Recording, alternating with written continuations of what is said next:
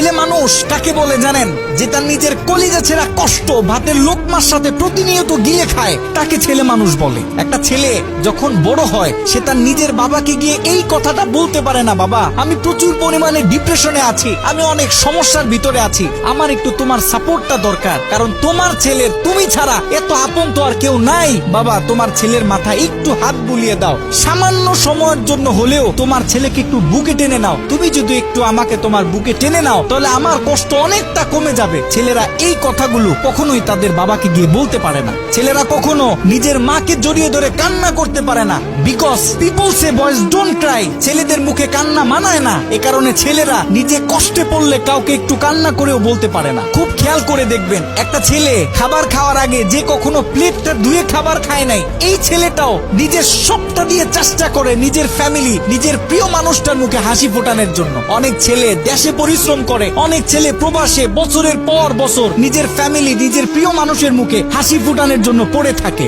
দিন শেষে ছেলেদের মুখে হাসি ফোটানোর মতো কাউকে পাওয়া যায় না। আমি মনে করি boys are the best actor in the world. এই পৃথিবীতে ছেলেরা হচ্ছে সব থেকে বড় অভিনেতা, কারণ ছেলেরা নিজেদের বুকে হাজারো লক্ষ কষ্ট পুঁতে রেখেও মুখে হাসি নিয়ে চলে, কারণ সে জানে আজকে আমি যদি ভেঙে পড়ি তাহলে আমার পুরো ফ্যামিলিটা অস্তিত্বহীন হয়ে যাবে।